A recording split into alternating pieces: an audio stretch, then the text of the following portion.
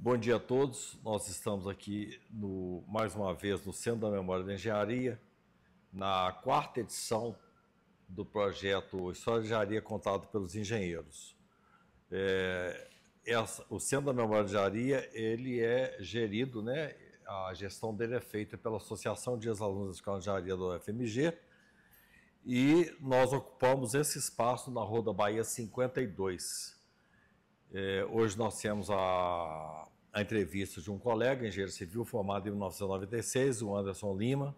Nos dá muito prazer, Anderson, a sua presença aqui. Obrigado, Bernardo. É uma honra. E eu agradeço a sua presença e também agradeço ao CREA-MG, que está fomentando esse projeto, nos dando apoio. O grande motivador, né? Exatamente. Anderson, então nós estamos aqui no Centro da Memória, e como é Centro da Memória, nosso interesse é registrar histórias.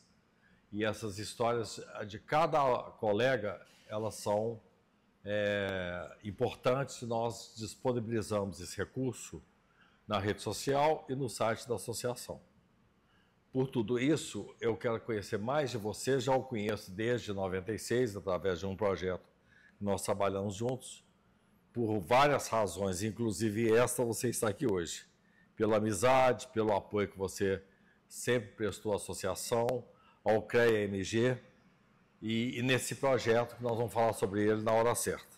Mas antes mesmo de chegar nessa hora de falar dos nossos projetos, da nossa proximidade profissional, eu quero conhecer um pouco mais de você, desde infância, juventude, adolescência, de onde que veio o rapaz.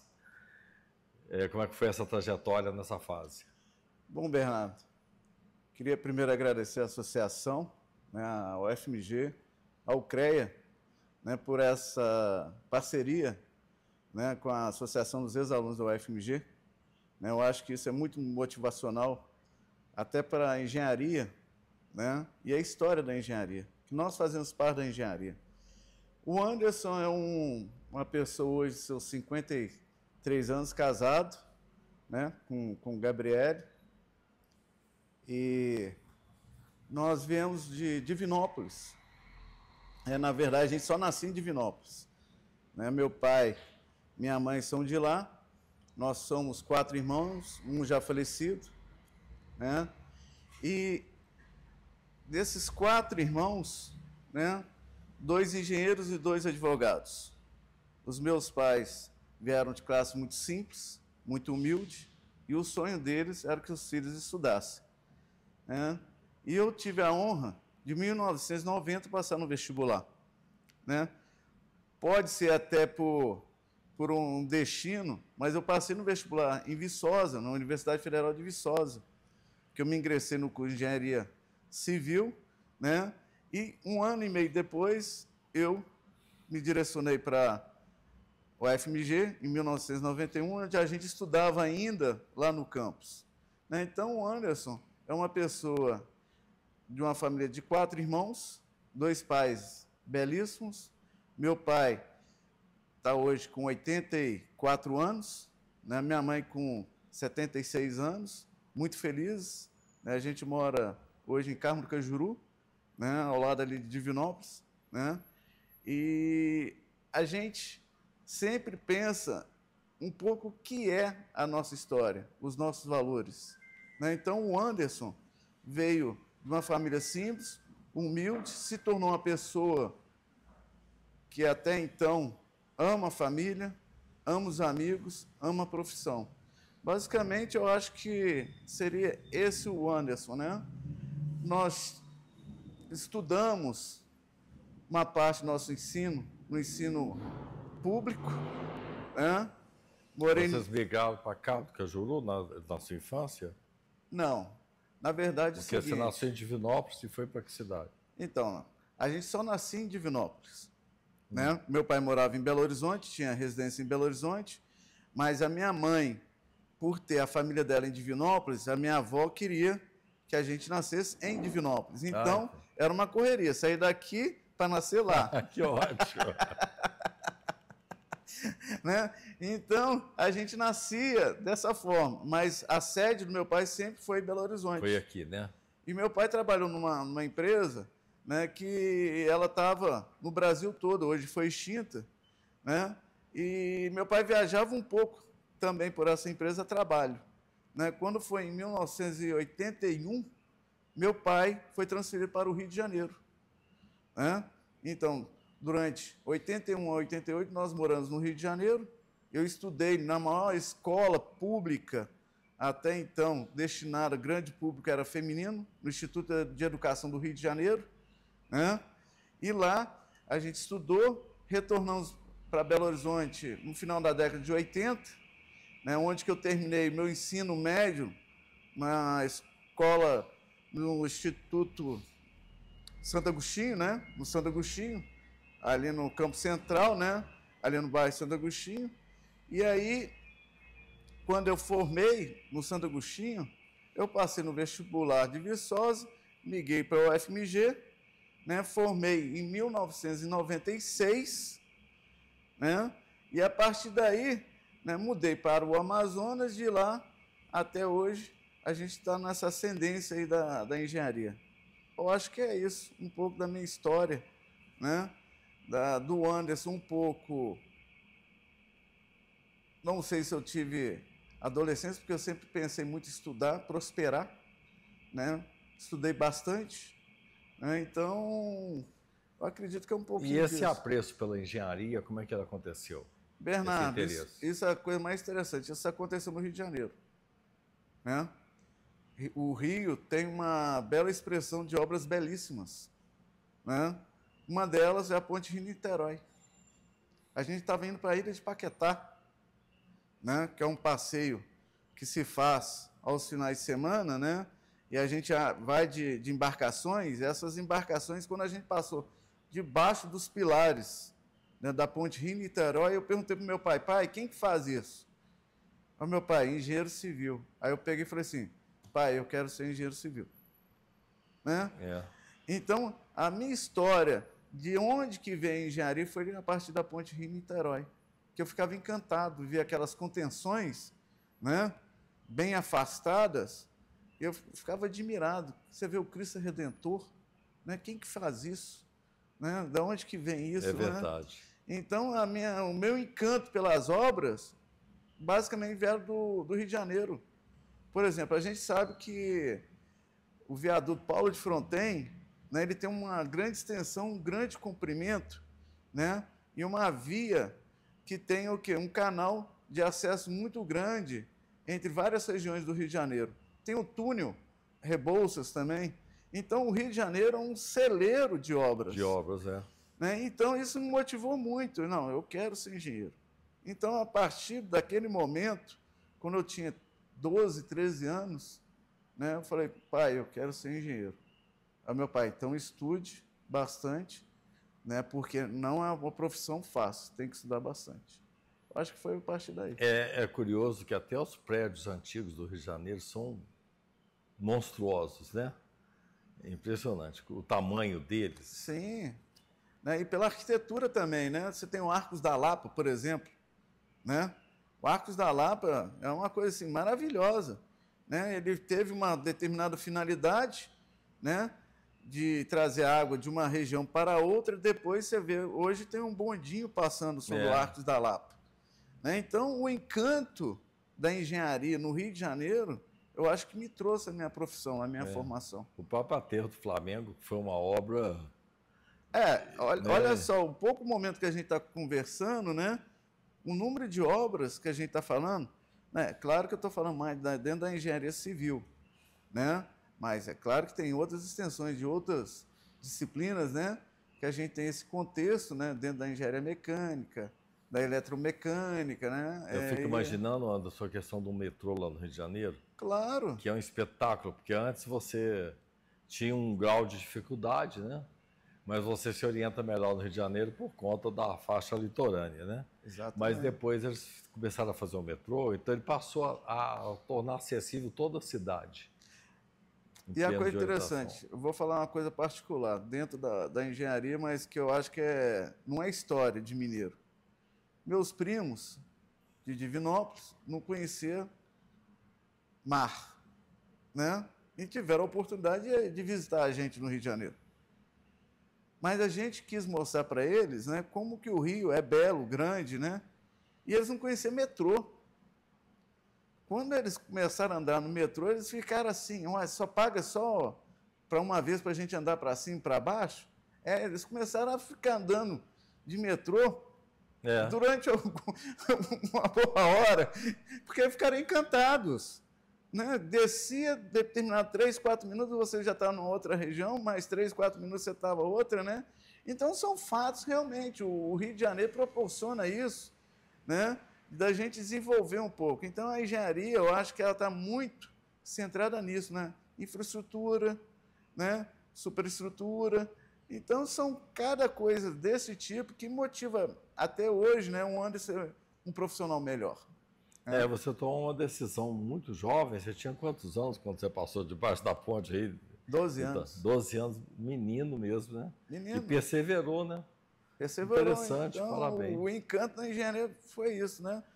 Eu nunca tinha escutado algo tão simbólico, só por vez de uma obra de arte de engenharia, que é a ponte, com um despertar para a engenharia. Muito Mas curioso. o motivador foram 2 obras, que eu não esqueço. Foi justamente a ponte de Niterói e foram as contenções naqueles grandes extensões de rocha, né, que tem no Rio de Janeiro, né?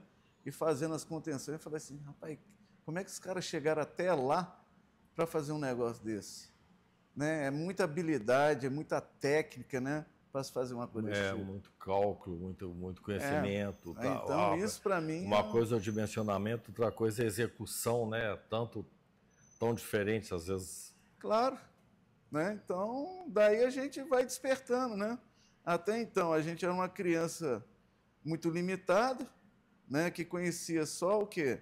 Belo Horizonte e Divinópolis.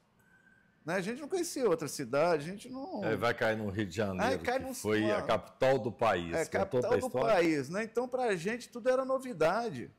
Né? O meu primo morava num apartamento no Rio de Janeiro, né, até hoje não esqueço o nome da rua, Rua Baronesa de Poconé, né, na Lagoa. Era um prédio maravilhoso, né, classe média alta, né? Eu fiquei encantado com aquilo, né? Assim, nossa, que luxo, que oportunidade, né? Até então a gente era limitado, que negócio de roça, né? É verdade, Andar um pouquinho com os primos, aquele negócio, não tinha um negócio aqui, então aquilo desperta para a gente outras coisas. Essa questão da roça aí ficou curioso. Essa roça era lá de Divinópolis, era área rural? Então, Bernardo, a minha família, né, meus avós, por parte de mãe, né, meu avô, né, depois que a gente vai começando a saber mais informações dos avós, porque as informações sempre são um pouco distorcidas, né? Mas o meu avô morava em São João del Rei, né? Tinha fazenda no município de Ritápolis, aquela região ali de São Tiago. Conheço Ritápolis, né? Então, a minha família, a origem dela, por parte de mãe, é daquela região. Ritápolis, São Tiago, São João del Rei, né? E meu avô, ele tinha uma grande fazenda histórica, feita pelos escravos. Então, uma origem que é muito forte da família da minha mãe é dessa parte o quê? Rural, de fazenda. Né? Então, meus tios foram criados e nascidos para serem o quê? Produtores rurais. Né? Gado de leite, gado de corte, né? Criação de porco, galinha, esse tipo de coisa. Né? Tinha uma vida confortável. A fazenda era histórica, é belíssima. Né? Você tinha uma senzala no casarão. Né? A edificação toda era uma coisa histórica, existiam 3 fazendas daquele tipo. Né? Então, minha mãe sempre ficava encantada. Ora, era tantos quartos, era mais de 20 quartos, entendeu? Tinha um salão de festa, para fazer festas. Né?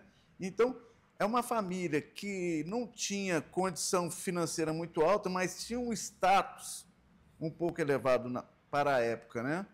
E depois de muito tempo que eu fiquei sabendo que meu avô, né, estudou na Universidade Federal de São João del Rei, né, e ele não concluiu o curso de farmácia. Né? Seu avô materno. Meu avô materno. Né? E depois de muito tempo, né, parece que o meu avô tomou algumas informações que a região de Divinópolis estava se desenvolvendo bastante naquela época, porque a crise, né, agrícola ela já estava pendurando naquela época. Né? Então, ele resolveu levar a família, né, para Divinópolis, uma parte, porque eles eram 13 filhos. Né? Então, os mais novos, né, que geralmente eram mulheres, né, ele levou os caçulas, os raspo de taxa, né, para estudar. E dentro do raspo de taxa era minha mãe. Sua mãe, né? Que a minha mãe foi e estudou em Divinópolis, aquele negócio todo. Né? Então, uma parte da minha família é essa. Agora, uma parte da minha família, por parte de pai, é um pouco desconhecida, né, porque o meu avô era uma pessoa muito fechada e morreu cedo. Né? Morreu com 51 anos. Então, muita coisa a gente tem pouca informação da família do meu avô. Mas um pouco que tem é porque a gente vai resgatando, vai puxando um pouco, esse lado um pouco que a gente vai aprendendo de onde que a gente veio, por que a gente veio, né? Aí você vai descobrindo que você é descendente de italiano, que você tem um pouco da ascendência judia também, né? Aí você descobre qual que foi o brasão da sua família italiana, né? Isso é sempre muito Então, agradável. é isso que vai encantando a gente, né? Para a gente saber realmente de onde que a gente vem, para onde que a gente vai. Exatamente. E o seu pai era daqui de Belo Horizonte, então? Não, meu pai, na verdade, meu pai nasceu em Ibiá, né? Só que pequeno mudou para Divinópolis. Eu também conheci Ibiá. Eu sou bem... Papai fala que Ibiá tinha, na época, que ele lembra que ele saiu de lá com 4, 5 anos, na fábrica da Nestlé. Exatamente, né? Era a fábrica da Nestlé, mas você vê que Divinópolis, na época, a gente está falando o quê? Década de 40. Né? O potencial de Divinópolis hoje. Hoje, Divinópolis é uma cidade referência e capital do Centro-Oeste mineiro. Né? Virou uma potência. É uma cidade hoje de referência para o Brasil. Né? Então, a gente hoje encontra a referência toda do Anderson é Divinópolis. E um pouquinho sobre Divinópolis, porque é curioso. Eu me lembro de Divinópolis quando menino, com uma cidade menor, com uma arquitetura atrativa, porque ela tinha postes trabalhados de metal na área central, postes de rua, né? Em metal, por conta das fundições que tem ali. Aí, hoje, ela é um polo de confecção, não é isso? Também tem? Também. Divinópolis se tornou uma... É que poucas pessoas têm informação, né? Divinópolis, ela foi referência por causa da rede ferroviária federal. Né? O pátio... Pátio de manutenção? De manutenção, né, da rede ferroviária, né, foi um grande atrativo, né, da migração para Divinópolis. Né? E na década de 70, 80, eu acho que eu já estou falando mais um pouquinho de quê? Já estou falando um pouquinho já da confecção dessa parte têxtil. Né? É claro que já tinha uma tradição antes, porque você tem ainda, né, algumas... meu pai falava antiga fábrica de tecido. Meu avô trabalhou na fábrica de tecido. Né? Então, a referência que a gente coloca hoje de Divinópolis é o quê? É justamente essa parte, né, de fundição. De fundição eu lembro. Né? A parte ferroviária, por causa da rede ferroviária, né? E essa parte de tecidos, essa parte têxtil de Divinópolis. Né? É claro que depois, né, ela cresceu demais, Divinópolis cresceu muito. Né? Sim, eu fiquei surpreso quando eu fui lá, tem uns 15 anos, já era uma metrópole. Com certeza. Realmente. Nós vamos dar uma costurada nisso tudo no segundo bloco, mas só para lembrar, para já ensaiar a conversa, ontem, mais uma vez, escutei, Anderson, pessoas se manifestando sobre o trabalho do engenheiro civil. Infelizmente, continua aí o entendimento público de que o engenheiro civil constrói casas. Não adianta. Rapidamente nós corremos por túneis, por aterros, por pontes, que é obra de arte, e aí contenções de taludes, e aí você vai trabalhar na questão da rede ferroviária, manutenção, ferrovias, tudo isso é infraestrutura urbana, também tem infraestrutura rural, e continua o desconhecimento da visão do trabalho amplo do engenheiro civil. Sem dúvida. Então, é uma forma de redução. Eu vou entender que um profissional, ele é engenheiro civil, ele constrói moradias. Não tem jeito das pessoas mudarem esse conceito. Eu fico perguntando, Anderson, se isso é só da sociedade ou se é dos próprios engenheiros que não passam outra informação, outra imagem, outra divulgação. Mas nós vamos voltar nisso a partir do projeto do Jequitinhonha, no segundo bloco. Ok. Né? Então, nessa trajetória toda que nós já exploramos, pai, mãe, IBA, Divinópolis, o crescimento, tudo isso tem um histórico, tem a questão que passa pela sazonalidade dos serviços, né? Nós temos momentos que nós temos muito serviço de engenharia, momentos que nós temos pouco serviço de engenharia, quando ocorre, inclusive, essa oportunidade de banalização, porque eu não preciso do profissional agora, eu dispenso ele.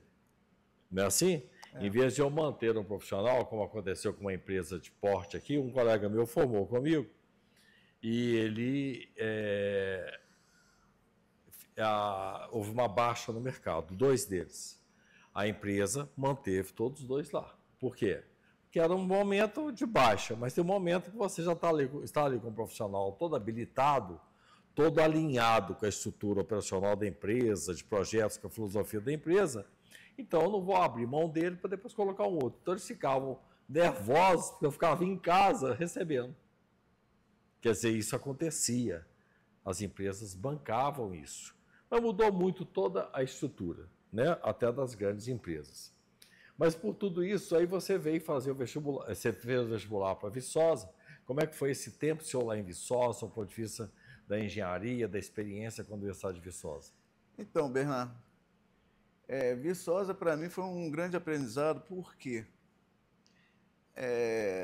na década de 90, nós tivemos uma crise muito grande, né? A gente tinha uma inflação muito alta, né? Então, para você fazer um planejamento familiar, era um pouco complicado, né? Você comprava no supermercado, na parte da manhã era um preço, na parte da tarde era um outro preço, né? Então, o orçamento financeiro das famílias, né, eram todos destinados ao quê? Para a compra de supermercado no primeiro dia que a pessoa recebia, né? Então, nesse momento, meu pai trabalhou durante 22 anos numa empresa e, naquele momento, ele estava aposentando. Meu pai aposentou com 49 anos de idade, né? Naquele momento, a gente estava no governo Collor, né? E o governo Collor, ele passou por uma certa dificuldade, que ele fez espécie de um confisco, né? Você tem o dinheiro e não tem, né? O governo falava, como que você poderia gastar o seu dinheiro naquele momento que poderia citar? Então, meu pai, durante 22 anos, meu pai trabalhou numa empresa, recebeu o fundo de garantia dele, mais a indenização. E foi confiscado. E foi confiscado. Que tristeza para um aí você vê que pai de família, um que é um desespero de um pai de família com 4 filhos, né? A minha irmã estudando, fazendo direito na Universidade Católica, aqui em Belo Horizonte, né? E aí você tem dinheiro e não tem. E a nossa renda era sempre exclusiva do meu pai. E a gente ficou refém de uma pessoa, e você, para aposentar naquele momento, para fazer toda a análise do INSS, demorava às vezes anos. Meu pai demorou 3 anos para aposentar de fato. A gente ficou sem renda praticamente. Foi no momento que eu tinha migrado para Viçosa, realmente eu não tinha condições de me manter em Viçosa, passei por diversos tipos de hospedagem, entre casa de família, pensão, república, alojamento. Foram 18 meses com muita dificuldade, né, de me manter num lugar, né, onde que eu consegui um benefício que foi muito tempo depois de morar no alojamento da universidade, né? Mas tudo demora, era muito burocrático, né? E você precisa, às vezes, de uma coisa imediata, alimentação. Como é que você consegue pagar uma alimentação naquela época? Meu pai não tinha muita condição. Lá eles tinham esses restaurantes universitários na época? Isso, eu estava na universidade, né? Aí eu tive a oportunidade de trabalhar no restaurante universitário para pagar a minha refeição. Então, durante um certo tempo, né, eu me mantive trabalhando num restaurante universitário, aí eu tinha direito à minha alimentação e depois eu consegui o dormitório, né? Eu fiquei mais tranquilo, mas o objetivo sempre era o quê? Universidade Federal de Minas Gerais. Porque sempre foi entre as 5 às 10 melhores de engenharia do Brasil. Né? O meu foco, meu objetivo, engenharia civil, UFMG. Engenharia civil, UFMG. Né? E aí eu consegui um processo da própria UFMG, né, ser reconduzido para a UFMG, no processo seletivo, que a gente chamava processo seletivo, né, externo, que era aberto, se tinha as vagas, né, e você depois passar por esse processo. Né? Aí você tinha que fazer prova, não sei o quê e tal. Né? Aí a gente engrenou na universidade, e quando foi em 1996 eu formei. Né? Então, eu acho então que você veio de Viçosa para cá, deve ter vindo no 4º período, né? Daqui. Eu vim entre o terceiro período. Você concluiu o terceiro lá, que você falou. Não, eu não cheguei a concluir o terceiro, porque como eu fui reprovado em cálculo, né? Que era o terror de todo mundo, né? Era o famoso cálculo, né? Eu vim com o terceiro fatorial, que a gente chamava, né? Na época, né? Então, eu vim com o terceiro período incompleto, né? E aí eu concluí em 1996 o curso aqui em Belo Horizonte. Você entrou aqui no terceiro período, completou algumas matérias. Isso. Né? Porque você entra como reaproveitamento, né, das disciplinas cursadas lá, né? Algumas foram atendidas, outras não, né? E nesse momento também, até para você fazer as análises das disciplinas, demorava também. Né? Então, a gente praticamente ficou ali um período, praticamente fazendo 1, 2 matérias só. Né? Porque tinha que fazer todo esse processo da análise das cargas horárias. Então, quando você de Viçosa, você foi para o ISEX, né? Exatamente. Ficou lá um ano, mais ou menos? Fiquei um ano e pouquinho, né? E depois começou a fazer disciplinas aqui na área central. Aí a gente veio aqui para a região central. E essa mudança para você, assim, a diferença da instituição? Lá era uma universidade federal, aqui também. Houve muita diferença curricular, o comportamento, a questão do... Eu acho o seguinte, eu acho que todas as experiências são válidas. Eu falo para mim, a universidade do interior, ela me deu muita experiência de vida, né? Até então, ela me despertou coisas ainda que eu não tinha. Por exemplo, de se virar, no bom sentido falando, né? E você valorizar mais as amizades, valorizar mais a família, porque você fica ausente da sua família, né? Você fica distante, né, das pessoas que até então você era mais próximo. Você começa a fazer novos amigos. Então, nessa parte, eu, pelo menos, eu falei assim, foi um choque para mim, mas também foi muito saudável, que até então são coisas que eu não conhecia, né, e que eu aprendi a conviver melhor. Né, foi um desafio. Quando eu vim para Belo Horizonte, eu acho que foi mais tranquilo. Por quê? Conheci um outro ambiente, que era Viçosa. Aqui em Belo Horizonte já estava novamente na casa dos meus pais, né, com meus irmãos, né, mas já conheci um outro lado, que era justamente o quê? Viçosa, né, de amigos que eu tive lá, que eu ainda mantenho essa amizade. Então, foi um outro cenário. Assim, você mudar é fácil? Não. Você tem que passar por um período de adaptação. Eu acho que esse semestre que eu fiquei aqui no UFMG, né, foi de muito desafio. Porque você pergunta, pô, será que eu fiz a coisa certa mesmo? Será que eu não fiz? São muitas perguntas, com poucas respostas, né? Mas as respostas foram boas depois. Não, eu fiz a coisa certa, eu realmente estou cumprindo o que eu gostaria de fazer, que é ter formado na UFMG, entendeu? Então, foram várias situações, realmente foram vários desafios, né? Não foi nada fácil. Para mim foi muito difícil.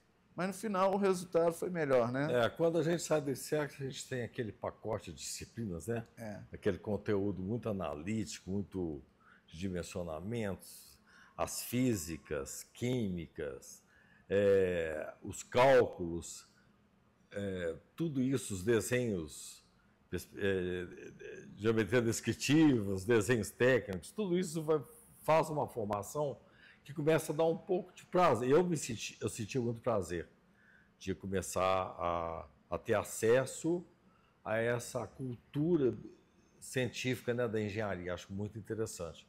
Quando chega aqui, é outra dinâmica, que é um curso profissional que tem uma série de disciplinas que exigem muito também, né? E inclusive a questão da resistência dos materiais, hoje, depois na sua época chamava teoria das estruturas, não é isso? Isso. Ou era estabilidade das construções? Não, era resistência dos materiais 1 e 2, aí teoria das estruturas 1, 2, 3. Pois é, mas no meu tempo era resistência dos materiais 1 e 2, depois estabilidade das construções, Entendi. os concretos, né? Aí vem os materiais, tem transportes, tem saneamento, tem uma série de grupos, de disciplinas que você tinha os seus temores, né? Pontes metálicas, pontes de concreto, o tal do trem tipo que a gente calculava. Aquilo era um desafio para a gente, né? E um orgulho, porque é uma dinâmica do raciocínio, né? Fazer um dimensionamento de ponte, de uma estrutura metálica, o que for, com o tal do trem tipo, é uma dinâmica de raciocínio mesmo. Você tem que associar de todas as formas, prever tudo, esforços, tração, contração. É muito gostoso, isso é muito motivador. Mas então a tendência nossa era sempre ir em uma direção que era a área de estruturas. Nós imaginávamos fazendo o curso, porque o curso era muito puxado e dava um corpo, um certo orgulho, né, de estar fazendo disciplinas com aquele tipo de conteúdo, mas um pouco distantes das outras disciplinas, que nós, inclusive, éramos, por uma questão habitual, delegávamos. Transporte é uma matéria fácil, saneamento é bobagem, não é tão necessário. Então, nós reduzíamos as outras disciplinas por conta do grande conteúdo das estruturas. Pelo menos aconteceu comigo, com vários colegas. Já no seu tempo, isso aconteceu dessa forma? Bernardo, ou já tinham conseguido modificar um pouco? Na verdade, no meu currículo, a gente, quando formava na nossa época, né, ali, que eu estou falando de 94 a 96, a metodologia que a UFMG adotava na época, a Escola de Engenharia adotava na época, a gente formava por ênfases, né? E dentro das ênfases, né, você já falou de algumas áreas que a gente tinha, né? Saneamento... Eu não falei de materiais, tinha já na época? Já, né? Já. Né? Então, a gente tinha na época, né, as ênfases eram estrutura, construção civil, que é a ênfase que eu formei, né? Você tinha saneamento, transportes e a parte hidráulica, né? Tinha a parte hidráulica também, né? Recursos hídricos. Então, a gente fazia a opção, no 10º período, né, de fazer uma dessas ênfases. Então, no meu currículo, por exemplo... Já tinha recursos hídricos nessa fase? Já. Na minha época, não. Já. Né? Então, por exemplo, quando eu fiz o curso, eu me direcionei muito, né? Por quê? Construção civil.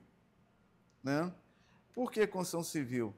Né? Eu sempre enxerguei essa parte de construção dentro do que eu te falei, da minha formação. Não é formação. Na verdade, aquela estrutura que eu vi a Ponte Rio-Niterói, quem que fazia a Ponte Rio-Niterói? Né? Era um engenheiro de execução, um gestor de planejamento de execução. Né? Então, a parte da construção civil que eu fiz foi mais ou menos no conceito lá do ano de 12 anos, né, que ele queria especializar, né, grandes obras. Né? Então, a construção civil, dentro da ênfase que eu formei, né, foi justamente direcionar justamente a ideia. Por que o Anderson fez engenharia civil?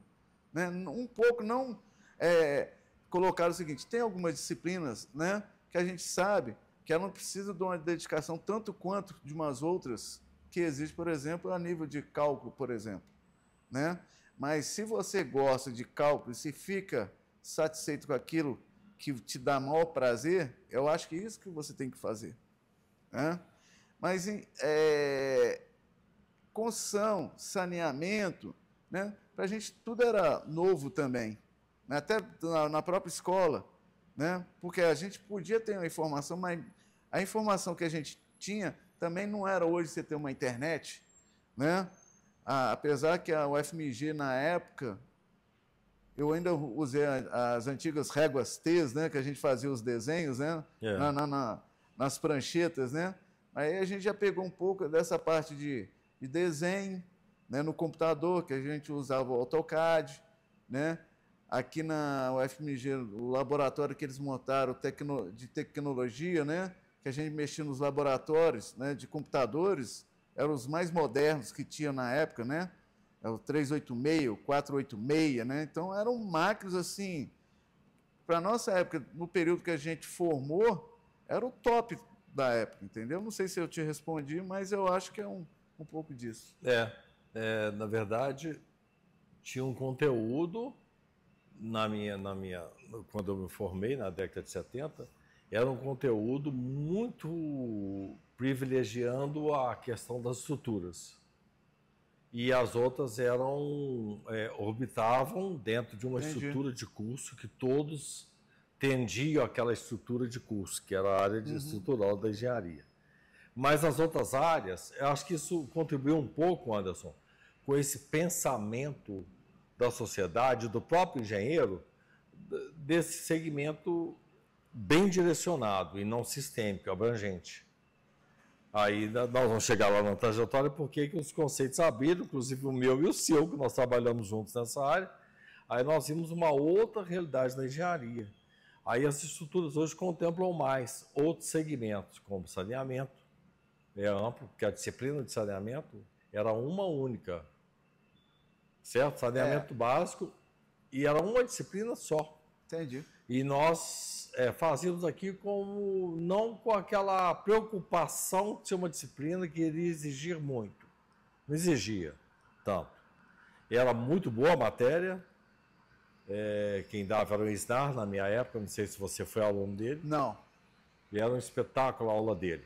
E ele motivava para a área de saneamento, mas era assim, quase que um show de qualidade na didática dele, mas o conteúdo era restrito a uma carga horária de 60 horas aula por semestre. Então, veja o tamanho do foco saneamento na década de 70.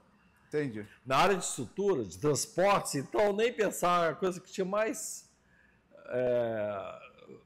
transportes na época era um conhecimento em segundo plano. Entendi. Realmente, raramente um colega nosso optava por fazer a ênfase em transportes. Depois você me falou da parte de recursos hídricos, depois veio materiais, quer dizer, hoje nós temos um escopo de muito mais opções em nível de cursos, tem a geotecnia, né? Então ampliou sim esse leque, mas a sociedade ainda não absorveu isso.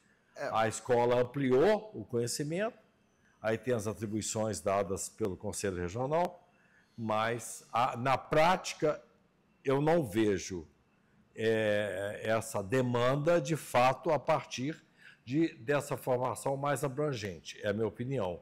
Não sei qual que é a sua. Você pode falar? Bernardo, claro que eu posso.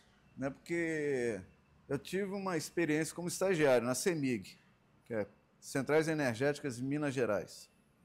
Né? Eu fiz estágio entre 18 e 24 meses na CEMIG, ali na Avenida Barbacena, né? E o departamento que eu trabalhei é um pouquinho que você falou que a gente até então não conhecia muito. A divisão se chamava Divisão de Estudos Hidroenergéticos. O que é isso? O nome é muito bonito. Né? Era basicamente um departamento que estudava o estudo de viabilidade de você ter a concepção de barragens ou de usinas hidrelétricas, de acordo com o potencial dela. O que você está chamando de potencial, Anderson? De acordo com a demanda de uma bacia hidrográfica. Então, a gente está falando de recursos hídricos, a gente está falando de hidrologia. Né? Então, nesse departamento, eu participei de um projeto que é justamente a viabilidade, né, da bacia hidrográfica, foi a bacia hidrográfica do rio Mucuri. Né? ou seja, lá no Vale de Jequitinhonha, ali, limites com o Vale de Jequitinhonha, né?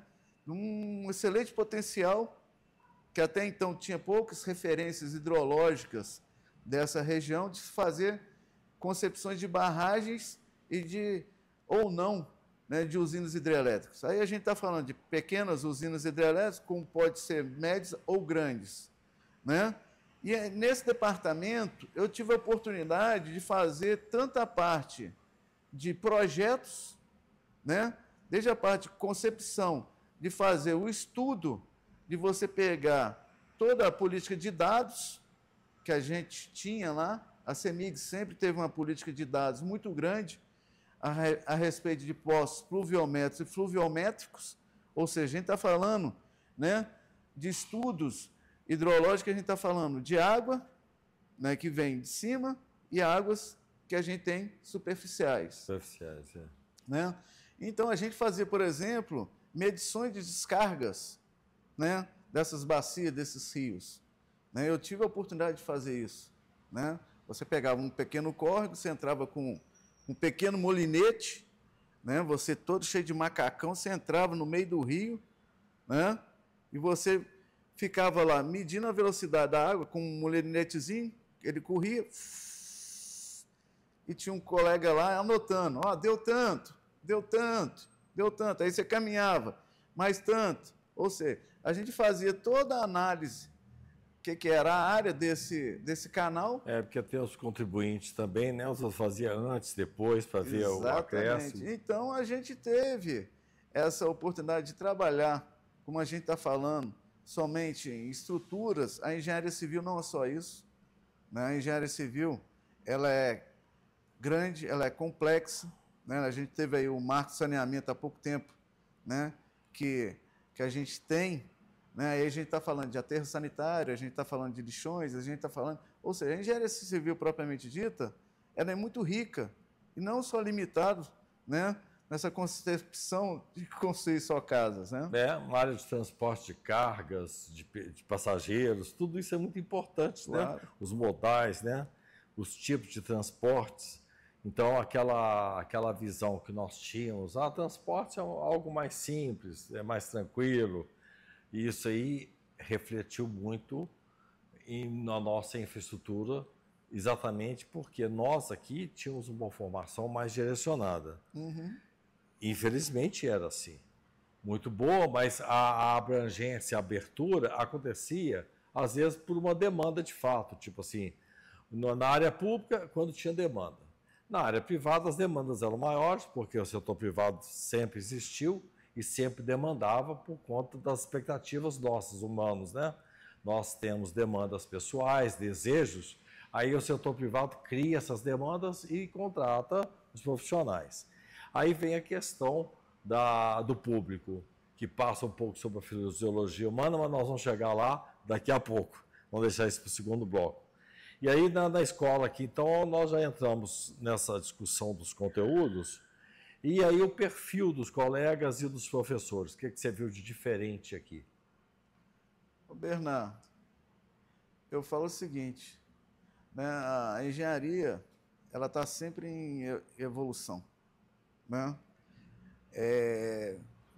Na nossa época, que eu falo a década de 90, né, a gente tinha poucas engenharias. Hoje eu acho que, eu não sei nem te dizer quantas modalidades de engenharia nós temos. Né?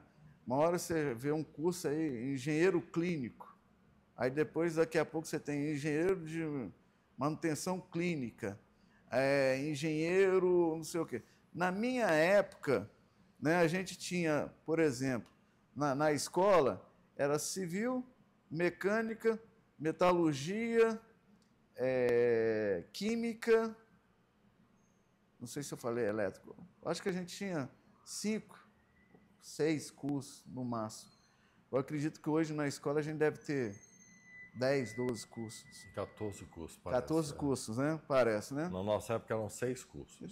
Então você percebe dessa evolução, né? A gente está falando de 20, 30 anos, né? Apenas na UFMG. A gente saiu aí de 6, a gente foi para 14 cursos, né? E aí você tem uma engenharia que hoje é só engenharia de materiais, por exemplo, né? Ou seja, a engenharia ela é muito complexa, né? E a gente sempre surpreende que sempre ela está o quê? Constantemente evoluindo. Uma velocidade tão rápida, né? Que às vezes nós colocamos colegas profissionais no mercado, né, que não vão trabalhar com engenharia. É uma pena, né? Porque a engenharia ela é bela, ela é extensa, ela cria um profissional com potencial administrativo, né, e de diretor de motivações que a gente até desconhece. O profissional de engenharia ele está migrando para outras áreas. O mercado financeiro é um deles, né? Sim. É um deles. Então, a gente vê que a engenharia ela forma profissionais, mas, às vezes, esse percentual a gente está perdendo a cada momento em grandes extensões, né? Eu não sei qual que seria o entendimento disso, propriamente dito, né? Eu trabalhei em duas consultoras, né, que a gente ficava admirado, que a gente chamava, na época, né, os cabeça branca, né? Quando eram os diretores, né? Os diretores técnicos, né, de planejamento, né? A gente via passando, né? Aí a gente, quando tinha a oportunidade, às vezes, de conversar, você falava assim, nossa, eu conversei com fulano tal, né? Eu quero ser um baita desse profissional, né? Então, eu não sei, né? A engenharia, ela evolui, né? Mas ao mesmo tempo que ela evolui muito, eu não sei se a gente está conseguindo despertar interesse hoje, né, de formar profissional em engenharia, né? Eu, pelo menos, vejo, em alguns casos, né, alguns cursos, né, que podem ser extintos, né, algumas profissões podem ser extintas dentro da engenharia, né? Eu acredito que a civil, às vezes, ela pode até ser extinta ou não, né, depende do entendimento de alguns, porque o engenheiro civil é um cara complexo, que tem uma formação o quê? Complexa, com uma visibilidade muito ampla, né? Então, a gente, quando fala de um engenheiro civil, é um cara que ele tem a concepção de mexer com a infraestrutura, ou seja, tudo que está debaixo da terra, né? Como através das edificações de telecomunicações. Então, eu acho que, não sei se eu te respondi, Vamos a situação é um pouco voltar complexa. um pouco nessa trajetória aqui dentro do curso profissional. Qual que era a sua preferência? O que você imaginava no seu imaginário que seria uma prioridade para você, um desejo maior na sua formação e no exercício profissional? Entendi. Ô Bernard, a UFMG sempre foi referência para mim. Foi? Sempre foi referência para mim e vai se manter durante muitos anos, né? Porque grande parte até da minha formação pós-acadêmica, né? Não é pós-acadêmica, né? Estou te falando de pós-graduação, tem a ver aqui com a UFMG. Eu fiz 3 cursos, né, de especializações na UFMG, entre eles, né, o de segurança do trabalho, né? Então, a UFMG sempre me motivou, sempre ser esse profissional e sempre melhorar, né, essa minha formação. Tudo envolvendo sempre a UFMG. Mas quando aluno, você já tinha interesse em segurança do trabalho? Porque isso é meio comum. Não. Quando aluno que eu estou falando, quando você estava Não. cursando, Então, qual que era o seu maior desejo? Trabalhar em que área? Você tinha já alguma concepção disso? Tinha. A minha formação era dentro do curso de ênfase de construção civil, né, da gente migrar para essa área de construções, com essa área de infraestrutura, né, de ingressar nesse mercado de grandes construtoras, né, porque o Brasil sempre foi referência de grandes construtoras. Então, o sonho de formar seria trabalhar numa grande construtora dessa, né, como eu trabalhei numa grande construtora dessa, né? Quando eu formei em 1996, em 1997 eu tive a oportunidade, né, de mudar para Manaus, né? E Manaus, né, foi um grande braço para mim dentro dessa minha formação que eu tive dentro da construção civil. Eu fui trabalhar com obras, basicamente o quê? Da construção civil. Então, o meu objetivo que eu tive de formar em construção civil, né, dentro da engenharia civil, atendeu a minha expectativa, né, logo quando eu fui migrado para o mercado. Né? E durante 20 anos, 25 anos, está me atendendo nessa área. Né, o meu objetivo. Muito curioso, você respondeu claramente, porque é a construção civil e depois esse trabalho. Nós vamos voltar nisso, viu, Anderson? Tá. Daqui a pouco, no segundo bloco. Nós vamos chegar lá. Estágios no curso de formação, algum, você já falou que você fez um na CEMIG? Então, aí eu fiz curso aí eu fiz na CEMIG, praticamente 18 a 24 meses, agora não recordo. Né? Trabalhei aqui na Prefeitura de Belo Horizonte, né? Na parte de Secretaria de Atividades Urbanas, na parte de informação básica, né? Nós trabalhamos lá, né? A gente fazia pedido de informação básica, na época a gente fazia levantamento, né? Qual que era as medidas, por exemplo, de um lote, o cara pergunta, o que é informação básica? Né? Basicamente, aonde que era o logrador, ou seja, a rua que estava localizado o lote e com as dimensões desse lote. Né? A gente passar essa informação. Como a gente trabalha Zoneamento também, né? Zoneamento. Taxa de edificação. Isso, projeção, taxa de ocupação. Projeção. Tudo, né? Só que, quando eu fiz o estágio lá, na época, a gente tem a Prodabel, né? Processamento de dados de Belo Horizonte. Também fazia um trabalho, né, junto à prefeitura de informação de dados, né? Que a gente ganhava um pouquinho melhor na época. Né? Eu fiz o estágio também na Prodabel. Né? Saí da prefeitura, no outro dia já estava na Prodabel. Na Prodabel, trabalhando na mesma prefeitura. Então, foram basicamente aí 2 anos e meio, que eu fiz estágio na prefeitura de Belo Horizonte, né? E depois na Prodabel, né? Porque na Prodabel a gente tinha um pouco de recompensas melhores. Além da bolsa ser um pouco melhor, né? A gente tinha o Vale Transporte na época, que era uma despesa muito grande que a gente tinha. Né? E eles davam 4 Vale Transporte, né? Então, isso para mim... Ajudava bastante. É verdade. Ajudava foi muito. Né? Então, basicamente, né? E eu fiz também estágio também em uma construtora. É isso que eu ia te perguntar, se você teve alguma experiência na área disso. Aí, nessa construtora, né, a gente era aqueles conjuntos habitacionais grandes, uma construtora muito grande em Belo Horizonte, né, segmento habitacional, né, que atendia aí classe média, né, classe média baixa, né, que lá a gente pegava grandes extensões aí de grupos, às vezes de condomínio, às vezes de 20 blocos, 4 pavimentos, né, de 2 quartos, né, sem suíte, uma unidade dessa aí de 44 metros quadrados, 40 metros quadrados, esse era o perfil da construtora, né? A gente também trabalhou, né, nesse segmento, né? E lá era realmente, até então, obra, direto com obra, né? Quando eu fiz Prefeitura, Prodabel e CEMIG, né? A gente fez mais essa parte ligada ao escritório. Já nessa grande consultora, não. A gente fazia serviço de campo mesmo, execução. Em outras palavras, você teve uma boa... Você teve mais de uma oportunidade de já iniciar sua formação profissional paralelamente aqui com o curso. Eu acho que isso que é fundamental, né?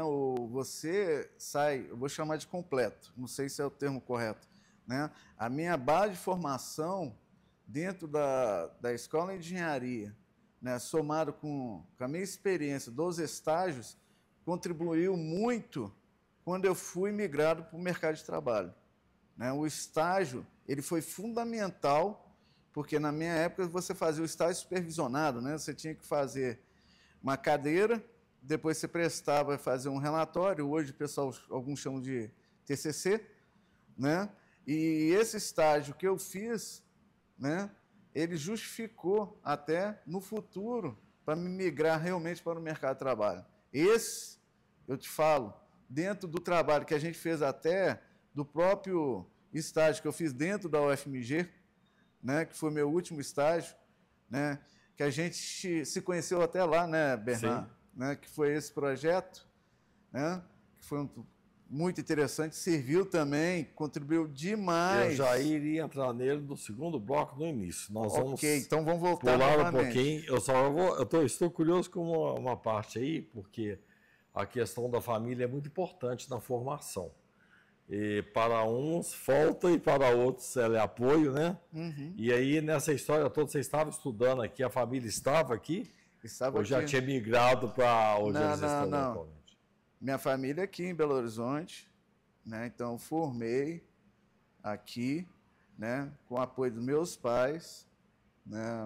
Uma festa de formatura belíssima que nós fizemos, né? Na época, né? Porque você fazia um fundo, né? Para fazer as festas da época de formatura. E isso começava um pouquinho, né? Então a gente tinha um salário de estagiário, né? A gente ia guardar, injetando ali e preparando, para ter aquele protocolo, né? Falar assim, ó, formei, né? Com meus amigos, né? Tal, sei o quê. E isso realmente foi muito importante para mim, né? Então realmente a importância da minha família.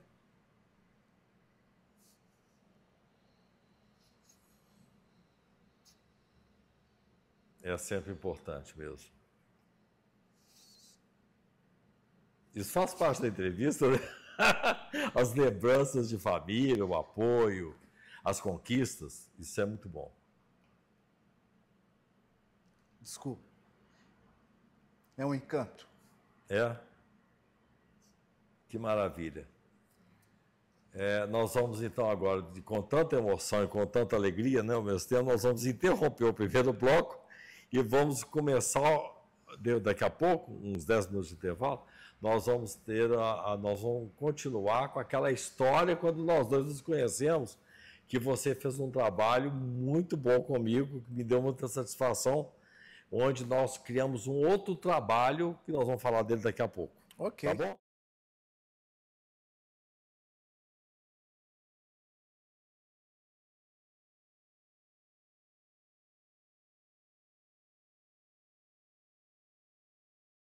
Estamos reiniciando aqui a nossa entrevista, Anderson. Nós estamos no segundo bloco, após um breve intervalo.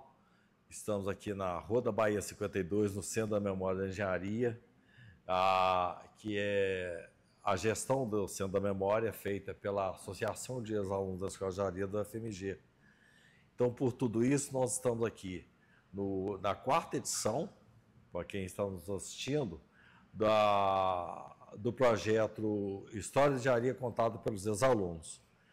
Esse projeto ele é patrocinado pelo CREA, a quem nós agradecemos, e eu aproveito a oportunidade também para agradecer a toda a equipe de apoio, a coordenação, a equipe de filmagem, a equipe administrativa, porque não parece, mas tem muita demanda, né? Um projeto desse tem grande demanda, mas ele é muito proveitoso, ele satisfaz, dá muito feedback, muita satisfação para nós, ex-alunos.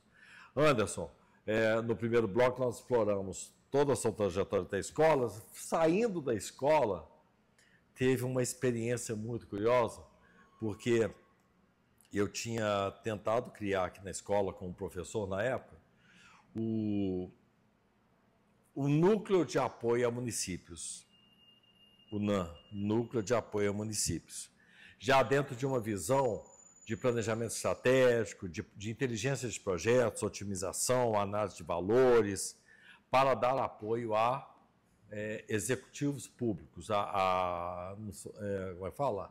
A gestores públicos.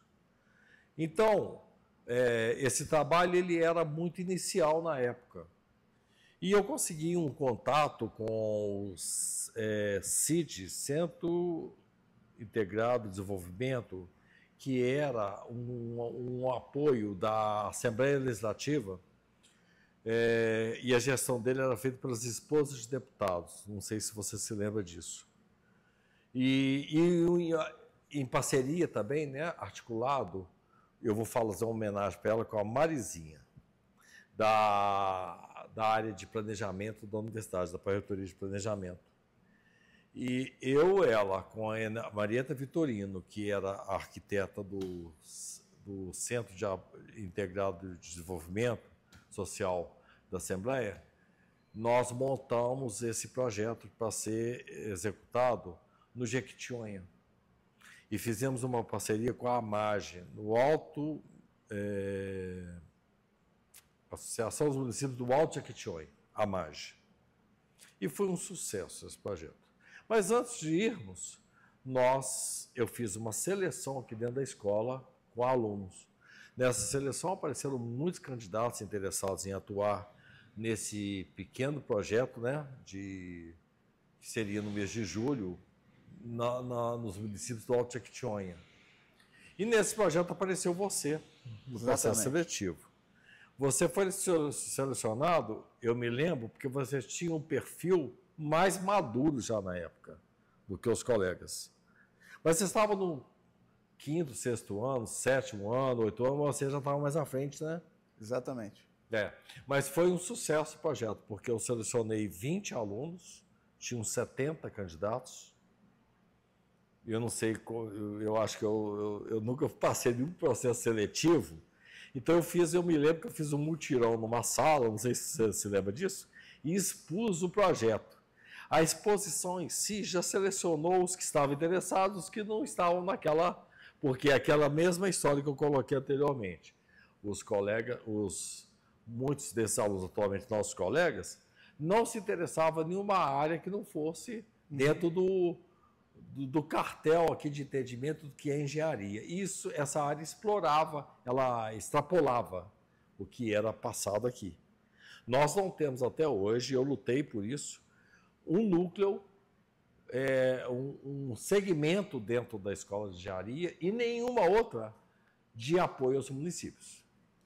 Nós criamos esse projeto, eu vou contar a história toda, para ver que eu estou sendo entrevistado, mas até para fazer uma apresentação para você, memorial, do que aconteceu em paralelo.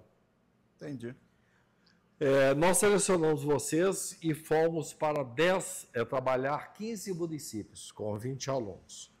E a associação pediu para incluir mais 5 municípios. Eu, rapidamente, dimensionei 20 vezes 2, 10 equipes de 2. Exatamente. E atendemos cada equipe, 2 municípios cada equipe. A metodologia aconteceu a partir daí. Porque até então, vou voltar aqui no histórico, a escola nunca teve esse trabalho de conscientização, de atuação na área pública, que hoje nós chamamos claramente de engenharia pública. Então, esse segmento inexiste. A minha disciplina era uma disciplina de planejamento e que a ideia é o seguinte, tem que ser feito. A engenharia é isso, tem que ser feito. O projeto existe porque tem que ser projetado. Então, nós sempre partimos do princípio de que tem que ser. Imagina um engenheiro diante de um problema virando assim, não, eu não posso resolver isso, vou buscar outro profissional. E não existe isso, você sabe isso, né? Nós temos que projetar, nós temos que resolver, nós temos que planejar e nós temos que executar. É simples assim, não tem outra opção, não tem aquele processo de transferência. Eu não sei fazer isso, eu vou transferir para alguém fazer. Nós não podemos transferir, temos que resolver. Então, diante disso, eu criei essa parceria e eu não sabia claramente como atuar na época. Foi um trabalho experimental, científico, empírico. Piloto. E nós fomos. E foi um sucesso. Foi um sucesso. Foi a partir daí que eu fiquei mais corajoso para falar sobre o assunto. Ocorreu uma grande interatividade com os prefeitos, não sei se você se lembra. Vocês foram muito atuantes, muito interessados no processo, e os prefeitos agradeciam a nossa presença lá, e saiu até uma matéria de jornal, a engenharia em apoio às comunidades e às prefeituras. No estado de Minas. No estado de Minas. Você está lá numa fotografia. Sem dúvida. Eu me lembro que eu sou muito rigoroso e o jornalista quis que vocês fizessem posições na hora de tirar foto, que já na época, as fotos com mãozinha, com V, aquelas coisas, então você não, senhor. quero nada disso não. Ele tomou o maior susto. Ele tirou as fotos. Eu falei, você vai excluir todas essas fotos, que fique você sabendo depois. Porque ele colocou uma turma festiva fazendo um projeto que é sério. E eu me incomodei com isso. O jornalista ele foi fazer a matéria, tirou fotos e falou com vocês rirem e agitarem e fazerem mãozinha um na cabecinha do outro. Aquelas coisas de jovem que eu estou longe de fazer uma crítica hoje. Antes eu faria e fiz. Mas hoje eu fico calado, porque a gente tem medo de fazer críticas hoje. Isso é uma realidade, né? Mas ele cedeu. Falou assim, você não vai publicar nenhuma foto que caracterize que é um projeto informal. Esse projeto ele é sério. Nós estamos lutando, custando a criar esse trabalho. E nós voltamos com o projeto com a melhor impressão possível e criamos uma metodologia. Essa metodologia, para o seu conhecimento, foi criada também a partir de vocês, porque vocês ajudaram nas entrevistas com os gestores públicos, com os representantes comunitários, criamos um questionário amplo e esse formato existe até hoje. Fizemos relatórios, esse formato existe até hoje. Fizemos visitas técnicas, esse formato existe até hoje. Esse trabalho hoje ele é feito com 2 meses. 2 meses. Você vai no campo, faz uma capacitação, levantamento de demandas, faz uma visita técnica, depois faz o diagnóstico com um plano de ação para que o prefeito possa fazer um plano de gestão estratégica e programar os planos diretores, porque o plano diretor ele é dinâmico, vocês têm que estar sempre atualizando. É um grande equívoco o governo federal e os governos públicos, os governos brasileiros, terem o entendimento de que o plano diretor é para municípios acima de 20 mil, obrigatório para municípios acima de 20 mil habitantes. Isso é um grande erro, porque os municípios crescem de forma desordenada e ultrapassam 20 mil habitantes. Então, o plano diretor é aquela diretriz para evitar crescimento desordenado. E a gestão estratégica é uma forma de atender as expectativas. Bom, eu fiz a minha exposição rápida. Só quero lembrar que o projeto morreu dentro da escola porque vocês questionaram o direcionamento da escola de criar um departamento sem a minha coordenação, sendo que eu criei o projeto. E eu me lembro que você foi um dos que me chamou para falar sobre isso e eu abri mão do projeto e o projeto passou por 5 coordenadores dentro da escola, era uma perspectiva e esse projeto acabou. Então foi uma pena. Agora, essa é a minha história da trajetória. E eu quero saber a sua história, a sua experiência depois que você foi selecionado, foi a campo e vivenciou toda essa trajetória, inclusive continuou aqui dentro da escola, de certa forma, trabalhando nessa área. O que a gente tem que falar é o seguinte, né? Faltando pouco menos de 45 dias, era a minha data de formatura. Eu formei em 15 de agosto de 96. Então, eu fiz esse estágio, como você colocou, em julho. Né? Ou seja, eu estava fechando as portas... 15 de agosto de 96? Né? Eu estava fechando as portas aqui já da UFMG. Aí eu tive essa oportunidade de participar desse trabalho da sua coordenação. E o que mais foi interessante, dentro do que você colocou, né, foi o seguinte, que esse trabalho foi válido para várias situações que eu apliquei na minha carreira profissional. Né? Vou te dar um exemplo. Né? Esse trabalho, como ele foi no Vale de Jequitinhonha, o que eu tive como experiência? Principalmente, captar a informação. A engenharia ela precisa de informação. Né? E a gente foi fazer o quê? Coleta de dados, de informações de pessoas dessa administração pública. E nesse cenário eu peguei situações de 2 cidades, né? Onde eu tinha um prefeito analfabeto. Você pode falar? Não, quer dizer, o prefeito não. Não, o prefeito não, mas a experiência que eu tive, né? De uma cidade, de um prefeito que era analfabeto e de um outro prefeito que era um profissional, um médico. Da distorção, né, que a gente está falando de cidades bem próximas, né, com cenários bem diferentes em relação ao sistema de administração. Né? Aonde que a gente tinha essa pessoa, apesar de ele ser uma pessoa habilidosa, bem vista na cidade, ele tinha uma distância muito grande da administração do médico, né? Você percebia, né? Quando a gente coletava os dados, pegava as informações, principalmente, né, com os secretários, que a gente teve essa interação de pegar essa coleta de informações. Exemplo, tem posto de saúde, né? A cidade é pavimentada, né? Tem sistema de coleta de drenagem ou não, né?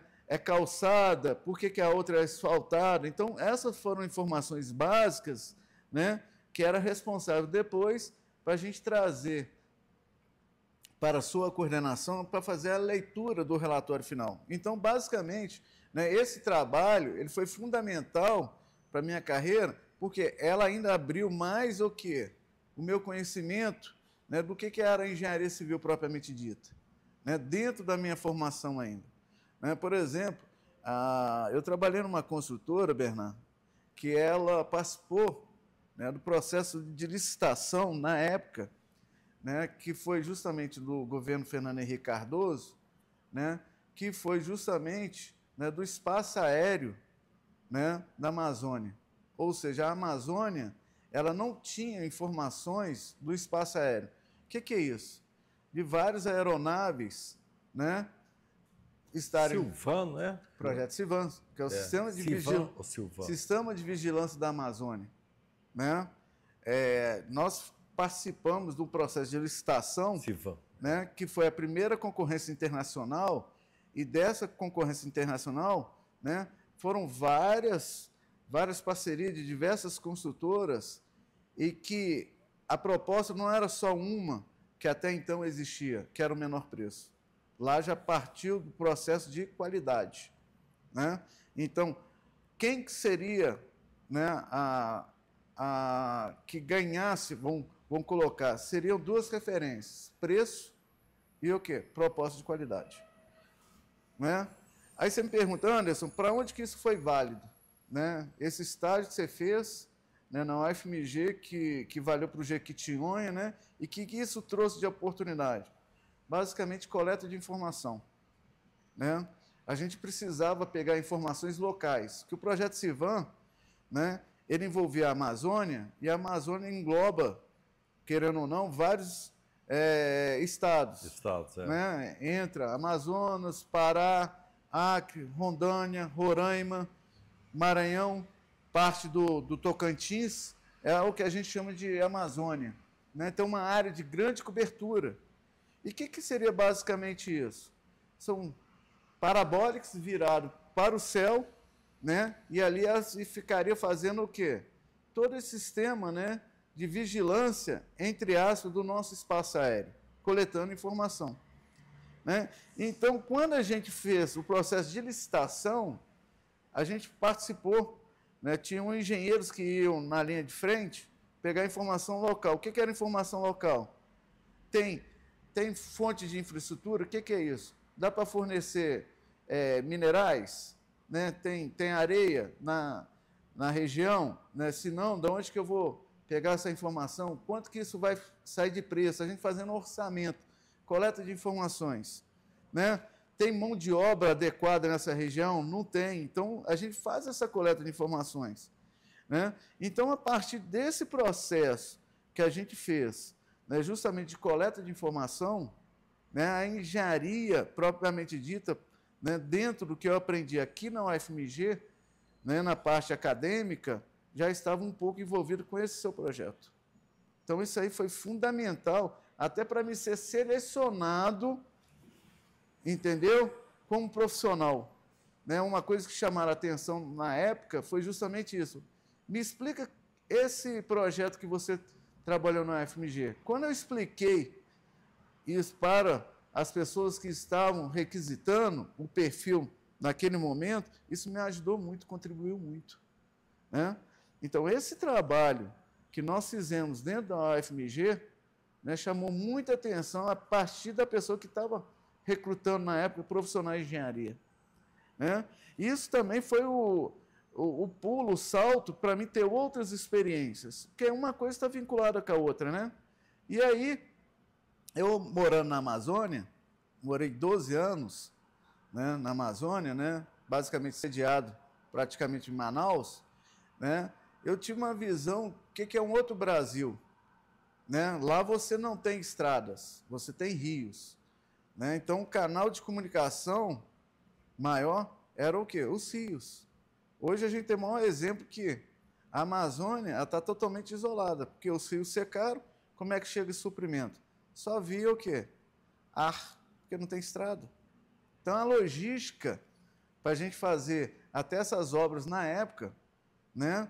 Por exemplo, tinha um local que você levava determinado tipo de suprimento, só via o quê? Aéreo. Você não conseguia chegar via o quê? Terrestre, ou via fluvial. Né? Então, são informações, são coleta de dados que a gente aprende, e esse projeto eu acho que é fundamental, né, que ele serve como referência para o profissional de engenharia, né, principalmente engenharia civil. Ele pensar que o profissional de engenharia civil, ele não só faz edificações, ele faz o quê? É um complexo de infraestrutura que envolve ainda uma parte que chama-se o quê? Pessoas. Né? A engenharia ela evoluiu muito bem nessa parte de gestão. O profissional de engenharia hoje ele tem que ser completo, ele tem que ser técnico, mas ele tem que ser o quê? Social. Né? Ele tem que entender, porque o profissional de engenharia, nesse momento, eu te falo o seguinte, eu já fui padrinho, né, de casamento, né? Eu já fui, querendo ou não, a maior fonte de comunicação entre as personalidades públicas da região, seja um prefeito, seja um administrador. Então, a engenharia proporciona isso para a gente. Então, essa experiência do projeto que a gente teve no Vale de Jequitinhonha e que depois eu mostrava esse encaixe, até hoje eu tenho esse encaixe, para mim foi fundamental, até hoje, no trabalho que a gente faz. Então, quando fala de engenharia pública, para mim está mais que claro. Outros desconhecem esse termo. Né? E quando você defendeu esse termo, engenharia pública, para mim, né, isso me motiva muito. Porque isso aí é fundamental para a gente levar a informação para prefeituras que ainda não são atendidas por esse tipo de projeto. É uma pena. E se a gente puder ter esses projetos no futuro, eu acho que é interessante, desenvolve muito uma sociedade. Bom, para mim é uma surpresa você dar esse feedback, porque eu entendo e acredito até hoje da importância de nós continuarmos insistindo, divulgando a engenharia. O nosso projeto, em parceria com o CREA, é exatamente isso. Nós temos que divulgar a engenharia, passar uma visão consistente desse trabalho, abrangente do nosso trabalho como engenheiros, no nosso caso, engenheiros civis. A demanda é muito diversa e a sociedade precisa, e é urgente. Não existe a menor perspectiva de nós termos boas gestões e bons resultados sem bons projetos. E projeto, para ser bom, tem que ter bons levantamentos. Tem que ter escutar o que as pessoas querem. Exatamente. Esse projeto em que você chega e impõe uma ideia, isso não é projeto. O projeto acontece de fato quando você integra interesse pessoal com realidade, com patologias, e faz um projeto que atenda e contemple todas as demandas, inclusive os desejos. Sem dúvida. O ser humano tem desejos, né? Tem necessidades humanas. Então, ele vai ter que contemplar os desejos, as necessidades e as patologias, porque os municípios já têm muitas patologias. Então, quando você contrata um profissional para segmentos pontuais, aí eu tenho que fazer um túnel, eu tenho que fazer uma contenção de encosta, eu tenho que fazer uma estação de tratamento de esgotos, um sistema viário, uma revitalização de áreas degradadas, recuperação de mata ciliar, recuperação de nascentes, quer dizer, são diversas as demandas e tudo isso que foi citado aqui são trabalhos pontuais, mas o diagnóstico completo não é feito. Contrata-se um profissional para fazer um serviço específico. Isso já é um processo de não ter que remunerar muito e gastar muito com o investimento do profissional. Mas os gestores, aí vai um recado para todos eles não entendem que a contratação de um projeto abrangente, sistêmico, é uma economia muito grande, porque você não faz nada em desarmonia com outras demandas, você faz alinhado num planejamento global, né? Fala, global no sentido regional, né? Não é antagônico isso, mas um projeto geral local, certo? Então, esse trabalho deu origem a uma ação que nós, inclusive, temos atuado, procurado levar essa informação, tem contato com o apoio do CREA e do CONFEA também, e da Associação de Ex-Alunos de Cajarim, que nós estamos divulgando, fazendo palestras, dando cursos, treinamentos nessa área. Então, por tudo isso, eu ainda acredito em mudanças, em conscientização. Essa semente lá de 1996, no piloto, para mim, ela não está adormecida, não. Ela está acontecendo lentamente, mas fica aí um apelo para os nossos colegas e para os gestores públicos. Você, depois dessa trajetória, você começou a falar do seu trabalho no Amazonas. E do Amazonas para cá, como é que foi essa... Então, basicamente, quando eu morei em Manaus de 97 a 2007, mais ou menos, depois eu retornei numa segunda oportunidade, em situações distintas, né? O que eu percebi? Né? O que eu percebi? Quando eu retornei para Belo Horizonte, né, a partir dessa experiência que eu tinha de Manaus, né, o segmento que eu até então trabalhava, do tipo de obras, os perfis de obras que eu fazia, né, elas mudaram um pouco. Aqui em Belo Horizonte eu comecei a fazer empreendimentos residenciais, né, edifícios, prédios, né. Até então eu fazia lá no Amazonas até obras praticamente mais de obras sociais, vamos colocar. Era uma escola, uma maternidade, um tribunal de justiça, residência de magistrados, né? Uma obra para uma prefeitura, para um governador de estado, que era o perfil, né? Até então, da consultora que eu trabalhava, né? A gente atendia esse tipo de público. Quando eu retornei para Belo Horizonte, né?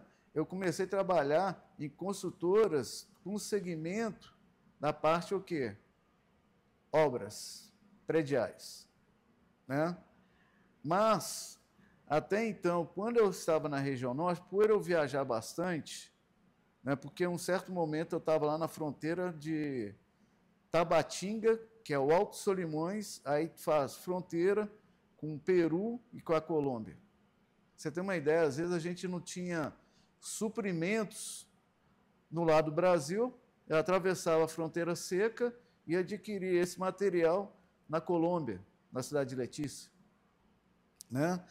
Então, a gente percebe, quando a gente retorna para Belo Horizonte, né, uma coisa até então que eu fazia bastante, que era viajar, eu não conseguia me especializar, ou fazer uma pós-graduação. Por quê? A minha profissão como engenheiro, né, como gestor, fazia eu me deslocar grandes extensões. Então, a gente não tinha hoje o sistema, né, que a gente pode fazer um curso, por exemplo, à distância. Nessa época não existia. Né? Então, todos os cursos que eu comecei, praticamente foram encerrados. Num certo momento, eu tive que o quê? Interromper, né? Interromper. Quando eu voltei realmente para Belo Horizonte, né, e aqui ficou a minha nova sede, né, até então, eu não podia estudar. Aqui não, eu já consegui fazer especialização. Né? Como eu estava na área de edificações, basicamente fazendo obras prediais, uma vez eu passei por uma intervenção no Ministério do Trabalho. O Ministério do Trabalho foi na minha obra, ela apontou alguns requisitos dentro da norma de regulamentação que até aquele momento a gente não estava atendendo. Então, a gente tinha que atender, né, as normas regulamentares, e aquilo me chamou muita atenção, porque até então eu sabia que tinha essa parte de engenharia de segurança, mas eu queria entender, porque até então eu tinha um outro profissional da área de engenharia de segurança, um técnico de segurança, que fazia isso por mim. E aqui não. Isso mudou um pouco. Então, eu queria entender por que o cara fez uma certa intervenção, né, numa obra que eu estava, que naquele momento eu não tinha um técnico de segurança. Porque até então a empresa achava que não era necessário. Aí, por isso, eu volto a falar que é importante, numa construtora que faz um perfil de uma edificação, ter uma outra disciplina de profissionais para participar desse tipo de trabalho com você. Porque o profissional de engenharia ele assume muita responsabilidade que até então ele nem sabe aonde que ele está indo. Né? Então, a grande importância que eu vejo do profissional se especializar, né, é justamente, né, ele adquirir mais conhecimento, mas também ele ser remunerado por isso, porque ele está adquirindo maiores responsabilidades. Né? Se ele está adquirindo mais responsabilidades, se está adquirindo mais conhecimento, né, ele deve ser remunerado para tal. Né? Então, quando eu retornei para Belo Horizonte, né, eu senti essa necessidade, né, de estudar mais, entender mais realmente, né, outras especialidades que tinham dentro da engenharia. E a segurança do trabalho foi essa, como foi outras inúmeras que eu fiz gestão de projetos, né, fiz construção civil, 2 cursos aqui na UFMG, de sempre o profissional especializar, desde que a remuneração também acompanhasse isso. E hoje, o curso que você fez aqui? Eu fiz o curso de construção civil, agora eu não recordo o nome, mas foram 2 especializações. Uma foi em 1990, não, 90 não, estou falando de 2000 e... Está fugindo aqui da minha cabeça. Um foi 2007 e o outro foi 2018. Né? Então, a minha última especialização foi 2018. Né? Aí veio pandemia, tal, sei o quê, né? E aí a gente se afastou. Mas não só isso. O que eu pude fazer também, né, dentro de sempre especializar?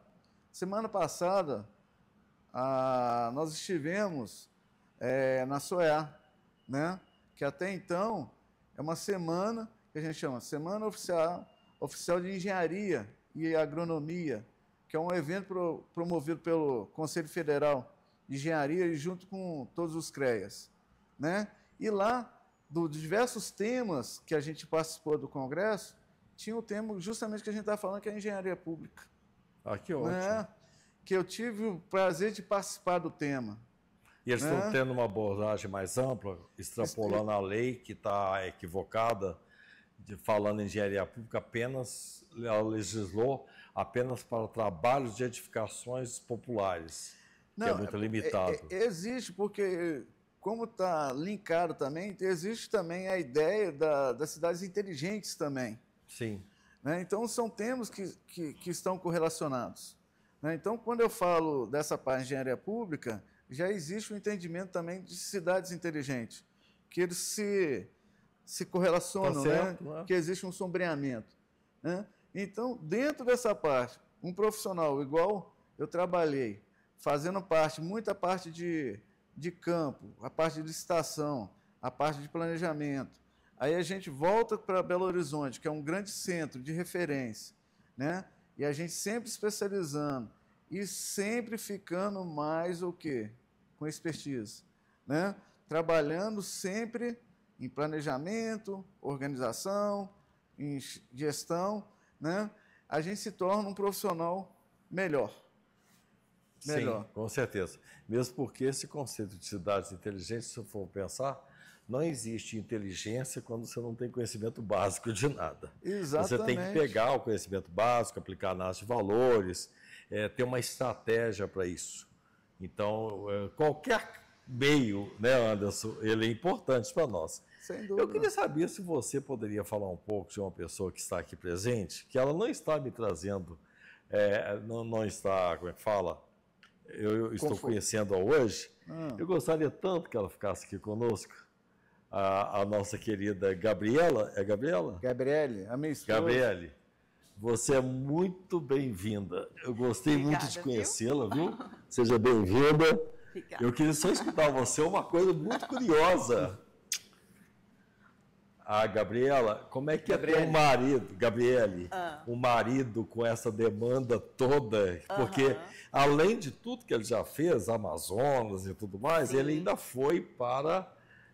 hoje tem uma curiosidade aí, que é um hobby que você tem, que depois eu quero escutar. Mas pensa bem, durante toda essa trajetória, demandas, cursos, ainda teve CREA, né? Então, eu acho que você tem uma proposta muito interessante, porque ela não tem apenas um foco na questão apenas profissional. Você tem uma abrangência social. Hoje eu conheci a Gabriela, estou assim, satisfeito com a presença dela e agradeço a sua presença aqui e estar nos apoiando nesse projeto. Mas é um bom marido, né? Com certeza. Com certeza, né? E ele tem grande... Eu sou muito focada, disciplinada. Muito focado. Persistente em tudo que ele vai fazer. Né? Não tem, assim, eu diria, tempo ruim. E você acaba que você absorve um pouco dessa trajetória da dinâmica do trabalho dele, da intelectualidade profissional dele. É interessante, né? Sim, com certeza. A gente se conheceu em 2014, né? 2014? 2014. Na verdade, sempre trabalhei na área de construção civil, mas a minha formação... É mesmo, Gabriela? Mas a minha formação é psicologia, né? E o meu foco é gestão de pessoas. Mas você trabalhava na área de construção civil, mas na parte, assim, de seleção Isso, pessoal? recrutamento, seleção, né? Programas de treinamento, de desenvolvimento. E aí nós temos uma amiga em comum, que é uma amiga da área de segurança do trabalho, que eu, na construtora que eu trabalhava, tive o prazer de selecionar, e aí nós viramos uma amiga, né? E o Anderson já era amigo dessa pessoa também. E aí nós nos conhecemos aqui em Ouro Preto. Em Ouro Preto. Vim passear. Você é de onde? Eu sou de Fortaleza. De Fortaleza. Isso. Vim passear aqui em Belo Horizonte, acabamos indo em Ouro Preto e o Anderson foi aí o nosso guia para conhecer as cidades históricas. E aqui você ficou? Aqui eu fiquei. Na verdade, eu morava em Brasília na época, né? E aí, em 2016, eu vim para cá e estou desde 2016. E essa área aqui. de RH, você parou de atuar nela? Então, parei de atuar em 2017, né? E hoje eu atuo um pouco na área social. Eu trabalho numa instituição, né, que acolhe, por conta da minha formação, ser psicologia.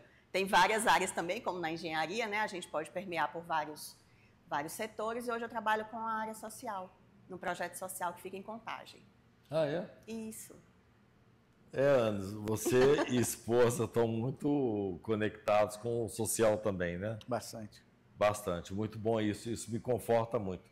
Eu escutei recentemente uma pessoa falando que ela tem uma opção partidária porque essa opção partidária trabalha o social. Eu não sou da opção partidária dela e trabalho social desde que eu estou aqui, desde estudante. Eu sempre fui empenhado com o social. Então, essa divisão da sociedade em A ou B, e eu faço isso e você não faz, tem que acabar com esse paradigma, porque, na verdade, eu faço um trabalho social com muito orgulho, sabe, Gabriela? Sim. E eu conheci seu marido exatamente no trabalho social. E a partir da engenharia, né? Eu acho que nós somos muito protagonistas, Anderson, desse trabalho social da engenharia aqui em Minas Gerais. Legal. Isso é muito bom, muito confortante. Eu queria que você tomasse conhecimento disso, como que nós dois nos conhecemos. E ele nos apoia muito na questão da divulgação desse trabalho, da engenharia pública. E agora, só para a questão do CREA, para finalizar, a sua trajetória no CREA foi durante quanto tempo, Anderson? Como conselheiro? Bernardo, eu fui nomeado como conselheiro suplente, né, de uma entidade que é o Instituto Mineiro de Engenharia Civil, né, que me ingressou no sistema, né, e lá a gente teve uma participação como conselheiro suplente, né,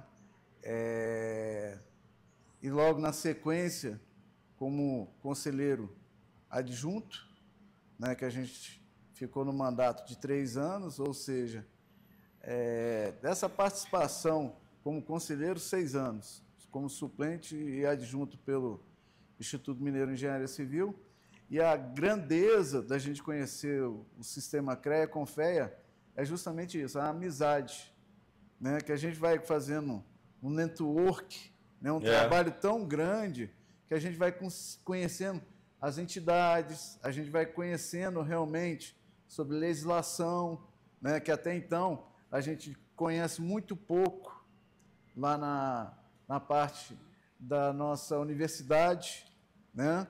Então, no sistema, realmente, eu tenho uns 10, 15 anos que a gente atua diretamente e indiretamente, né? Tanto aqui pela Associação dos Ex-Alunos, né? Então, o que a gente tem a contribuir é justamente isso, divulgar, né? O que é realmente o Conselho, né? Tanto o CREA como o CONFEA, né? E poucos profissionais até então até desconhecem a regulamentação. Então, uma coisa que a gente pode contribuir dentro dessa parte social, que o Conselho vem apresentando, justamente com esse trabalho que a gente está fazendo com isso aqui, com muita sensatez, é divulgar a engenharia propriamente dita, né? Então, esse trabalho que a gente está fazendo através da divulgação da engenharia, a gente contando a engenharia, eu acho que é um pouco de cada, né? Sim. É a nossa formação, é o sistema propriamente dito, né? A gente informar sobre o sistema, que eu acho que é fundamental, que poucos desconhecem, né? Mas através hoje da internet, que isso vai estar disponibilizado nos canais de YouTube, por exemplo, através de outros canais de comunicação que a gente tem, né? Então, o que a gente pode acrescentar é o seguinte: o Conselho hoje, ele precisa, e a gente está fazendo isso, informar. Estamos empenhados nisso, informar. Isso. Né? Seja através de uma palestra, seja através de um chamamento público, seja através de um curso, né?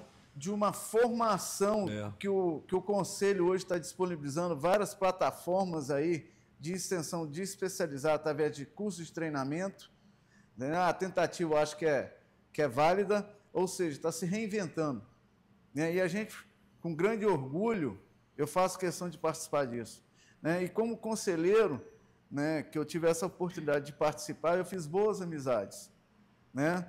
E a gente tinha aqueles debates lá na Câmara, né? Que a gente... Ferrinho de dentista, viu? Que a gente Ele era o ferrinho de dentista da Câmara.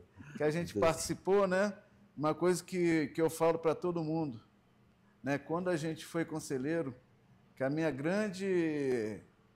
meu papel, meu pai sempre fala assim: faça as coisas com dignidade. É interessante porque o Anderson, ele tem muita referência no pai, na família dele. Eu acho isso muito curioso. Isso, na verdade, o Anderson é muito ético, muito sério em tudo que ele faz. E esse trabalho que nós desenvolvemos, Gabriela, ele passa um pouco também pela psicologia, porque quando você vai fazer um diagnóstico, você tem o levantamento das demandas e tem também o processo de entendimento das necessidades humanas, que é aquela teoria de Maslow, que uma psicóloga que me ensinou isso. Então, essa teoria de Maslow nos norteou, e eu faço um trabalho de priorização de demandas através da teoria, da fisiologia, das necessidades humanas, em geral, que passa pela psicologia. Claro. Né? Então, acho que você pode ser muito contribuinte desse processo do avanço dele. Na verdade, ele sempre teve grande iniciativa, né? E esse tempo todo que eu conheço o Anderson, foi em 96, não foi? Foi. Vai fazer 30 anos essa história. 30 anos de conhecimento. Nós ficamos um pouco afastados, porque ele foi trabalhar no Amazonas, eu nunca mais o vi. Eu te reencontrei, foi no CREA, Anderson? Foi. Foi no CREA? Aí aparece o Anderson de novo. E aí nós começamos a trabalhar conjuntamente lá na área de atribuições também. Você mexeu, não mexeu? Atribuições um pouco, das escolas de engenharia? Um pouco, mas eu acho que foi muito importante quando você mobilizou, defendendo a bandeira da gestão pública, o grupo de trabalho que nós criamos. Exatamente, eu já tinha esquecido disso. Então, esse é o Anderson, seu marido. Sim. Ele é extremamente presente, atuante, solidário, e eu tenho muito que agradecer, porque às vezes eu não me sinto tão só num trabalho que é um trabalho diferenciado. Aliás, eu agradeço a todos da diretoria da associação, porque estamos todos empenhados no mesmo propósito. Anderson, para terminar a nossa entrevista, eu queria que você desse uma mensagem para a engenharia brasileira, para os gestores públicos, para a sociedade brasileira, como engenheiro. Bernardo, eu falo com muita gratidão, né? Eu falo o seguinte: se você faz uma coisa, faça com prazer, e que esse prazer, né, seja bom. Ou seja, trabalhar tem que ser saudável. E se você faz sendo saudável e você tem reconhecimento por isso, né, eu acho que isso é parte fundamental. Faça uma coisa que você goste, que seja o quê? O seu retorno pessoal, né?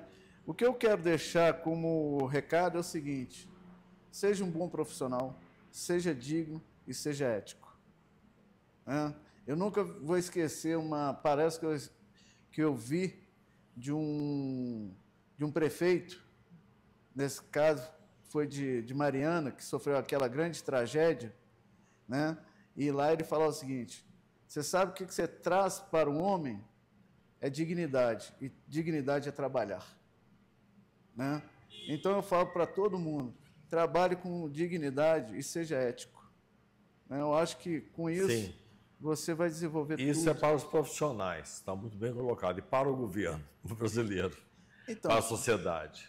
para o governo, é realmente a gente ter pessoas, né, que estejam empenhadas dessa forma de pensar também, né? A gente votar melhor, né? E na qualidade de vida, né, Anderson? A gente votar melhor. Se a gente votar melhor, a gente pode colocar, né, pessoas mais qualificadas, né? Então, é justamente a gente valorizar o voto, né? Que o voto foi muito difícil de ser conquistado, né? Então, nada melhor como você, a cada 4 anos, você colocar bons gestores que façam todo esse trabalho que a gente precisa, né? Uma população melhor, uma segurança melhor, uma saúde melhor, uma educação melhor, né? Basicamente, eu acho que é isso que a gente quer, é um país melhor, é viver melhor, né? E valorizar a família e os amigos. Eu acho que isso que é o mais importante. Excelente. Anderson, eu quero agradecer a sua presença, da Gabriele, que foi um prazer. Obrigada. Que vocês continuem juntos fazendo bons trabalhos, tanto com contribuição em geral, quanto pela família, porque família é muito bom, né? É sempre uma referência. Sim. Agradeço a presença, agradeço mais uma vez o CREA-MG pelo apoio, agradeço a equipe de apoio aqui do projeto e finalizamos aqui. Uma satisfação, obrigado pela sua presença também, Gabriela. Prazer. Obrigado, Anderson, por estar aqui conosco, dedicando seu tempo em passar essa história de muita alegria e prazer. Bernardo, só gostaria só mais de 2 palavras. Agradecer também, né, o nosso presidente atual, Marcos Gervásio, né, por esse trabalho que está fazendo extensão ao ex-presidente Lúcio Borges, né? Sim. Que eles são esse papel relevante para a gente desse trabalho também. Basicamente, e são ex-alunos também, né? E são ex-alunos da escola, né, que fazem também, que estão fazendo esse trabalho aqui do nosso trabalho aqui do chamamento. Tá Muito bom. obrigado, valeu. Muito obrigado, valeu.